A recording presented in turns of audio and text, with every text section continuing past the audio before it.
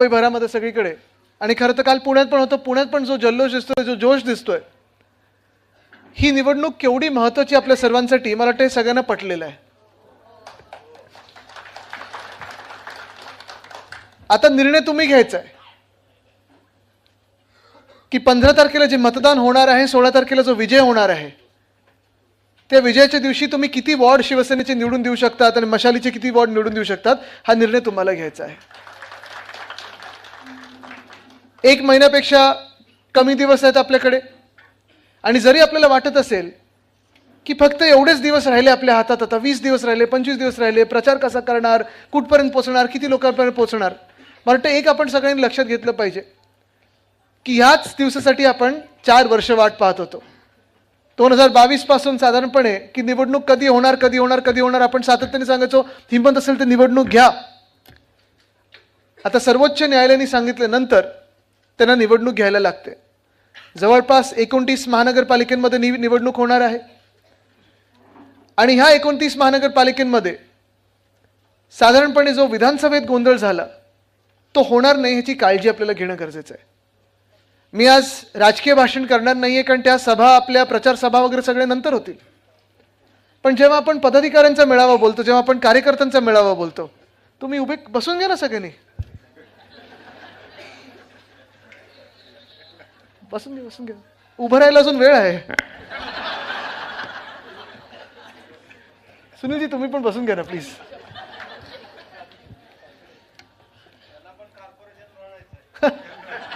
मग आमदार कोणाला बनवतो इथून?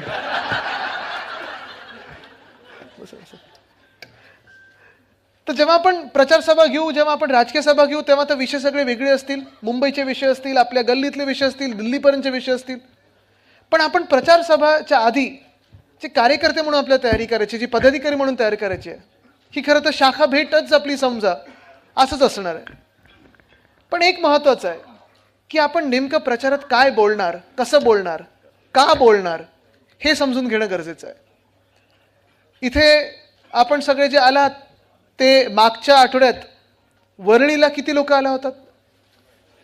सगळे आले ते. प्रेझेंटेशन किती लोकांनी पाहिलं, आणि प्रेझेंटेशन किती लोकांना पटलं? थँक्यू, धन्यवाद. पण आता मला सांगा, सगळ्यात महत्त्वाचा प्रश्न हा पुढचा आहे. ते प्रेझेंटेशनचं PDF सगळ्यांच्या फोनवर आलंय का? आलंय? किती ग्रुप्समध्ये टाकले तुम्ही? सगळ्यांना शेअर केलं? कारण तेच सगळ्यात महत्त्वाचं आहे. तुम्हाला पुस्तिका पण येणार आहे. आपल्या अखिल चित्रनिधी पुस्तिका छोटी छापलेली आहे, त्याचं आपण अनावरण मागच्याच आठवड्यात केलं होतं. आणि छोटी पुस्तक, मोठं पुस्तक, हे सगळं आपल्या हातात आल्यानंतर मला वाटतं सगळ्यात पहिलं काम म्हणजे आपण जे काम केलेलं आहे ते काम होय आम्हीच करून दाखवलं, हे अभिमानाने आपल्या लोकांमध्ये जाऊन सांगणं गरजेचं आहे.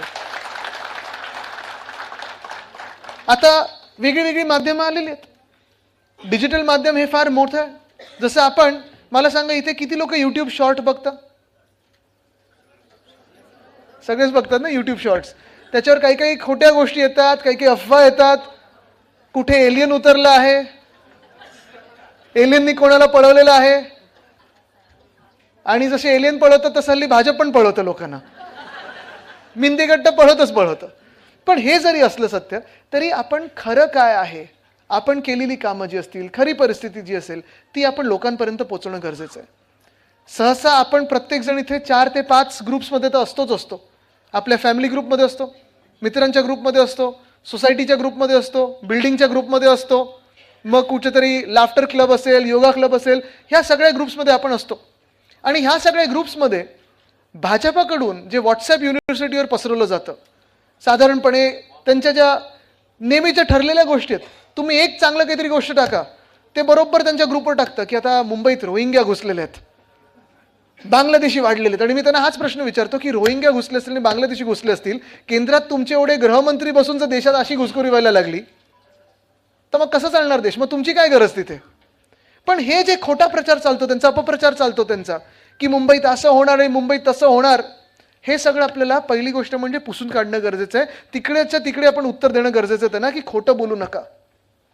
दुसरी गोष्ट म्हणजे आपण जी केलेली कामं आहेत, जो PDF आहे, तो देखील फार महत्त्वाचा आहे, कारण त्याच्यात 100% सत्य गोष्ट आहे. आपण एक सुद्धा खोटी गोष्ट छापलेली नाही, एक आकडा खोटा नाही, एक शब्द खोटा नाही आहे, आणि ह्याच सगळ्या गोष्टी आपण ह्या लोकांपर्यंत पोहोचवल्या पाहिजेत.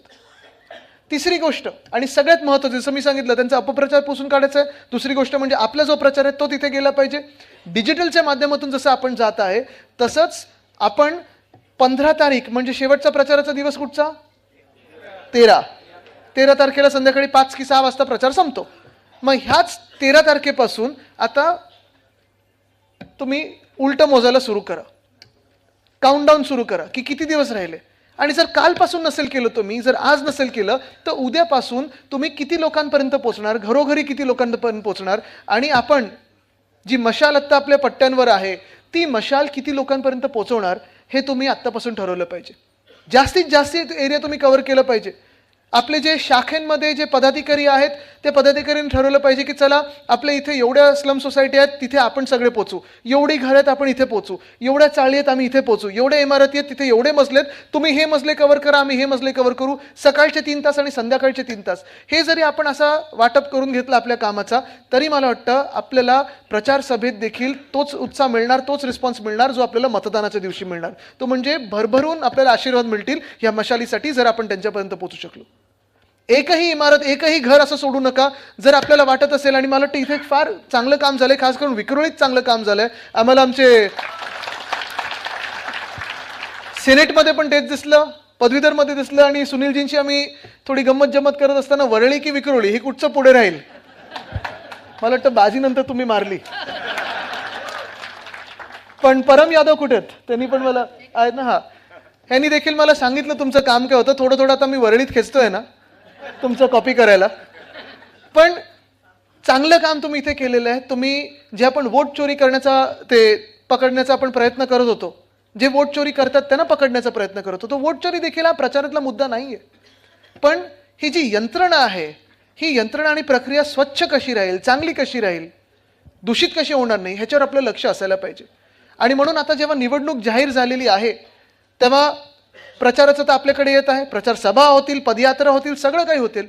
पण एक टीम आपली शाखेतली अशी बसली पाहिजे ज्यांनी आता यादी वाचन परत सुरू केलं पाहिजे. फायनल रोल आला ना सगळ्यांकडे, मतदारांचा फायनल रोल आल्यानंतर तुम्ही आता तो रोल, तुम्ही जे यादी वाचन आधी केलं होतं आणि आत्ता जे ऑब्जेक्शन घेऊन आल्यानंतर स्वच्छ झाल्यानंतर आलेलं आहे त्याच्यात देखील तुम्ही थोडे कंपॅरिझन केलं पाहिजे की त्या रोलमध्ये आणि ह्या रोलमध्ये किती दोष आहेत, कोण खरा कोण खोटा, किती दुबारा आहेत, किती बोगस आहेत, हे सगळं तुम्ही आता ओळखून काढलं पाहिजे. कारण जे आपले पोलिंग एजंट बसतील त्यांना ते ओळखता आले पाहिजेत की हे बाहेरचे आहेत, हे इकडचे नाही आहेत, हे ह्या मतदारसंघामधले नाही आहेत, अरे हा त्या मतदारसंघामधला आपल्या इथे काय करतो, हा दुबार कशाला येतो आपल्याकडे. हे सगळं बारकाईने आपल्याला काम केलं तर आणि तरच आपण ही निवडणूक 100% जिंकू. आणि हे आपण काम केलेलं आहे, आपण काम करून दाखवलेलं आहे. सेनेटच्या वेळी असंच काम झालं होतं, पदवीधरच्या वेळी असंच काम झालं होतं, लोकसभेच्या वेळी देखील असाच उत्साह होता. पण कुठेतरी आपल्याला विधानसभेच्या वेळी वाटायला लागलं की झालं आता जिंकलो आम्ही. आणि मुंबईमध्ये तुम्हाला धक्का बसेल पण 1,01,00,000 मतदारांमधून 30 लाख मतदार हे बोगस आहेत. हे विधानसभेच्या वेळी होतं, ते आपण नंतर पकडलं.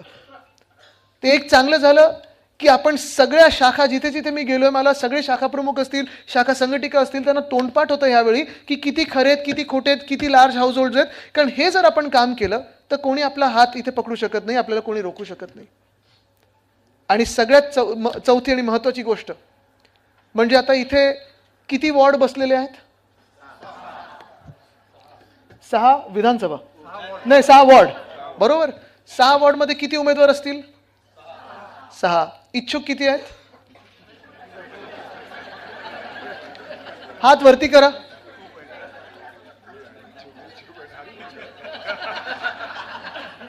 मी बघितलेलं नाहीये, तर सगळे मंचावरचे लोक बघतात. पण एक चांगली गोष्ट आहे, नाही असं नाही की जास्ती वर केलं तर तिकीट मिळेल, असं काही नाहीये.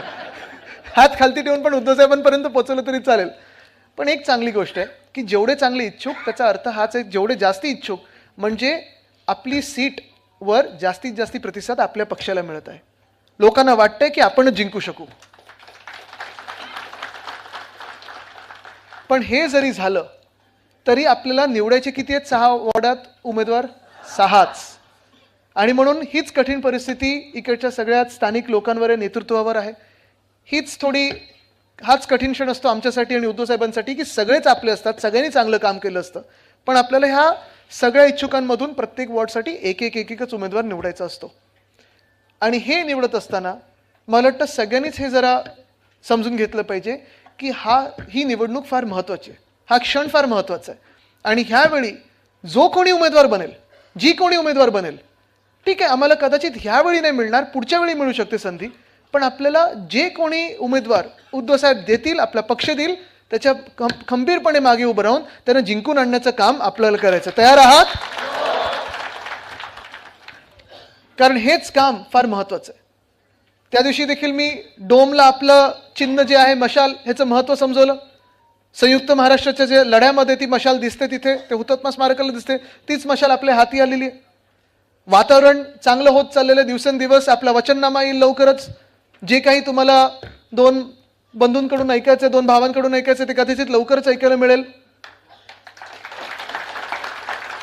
पण हे सगळं होत असताना प्रत्येक सीट आपली असो त्यांची असो, अजून काही अफवा पसरले असतात. मग काही मला लोक मेसेज करतात की आपल्याकडे की त्यांच्याकडे, असं कुठेही काही कोणी सांगितलेलं नाहीये बाहेर. ते जे सांगतील ते अधिकृतरित्या येईल.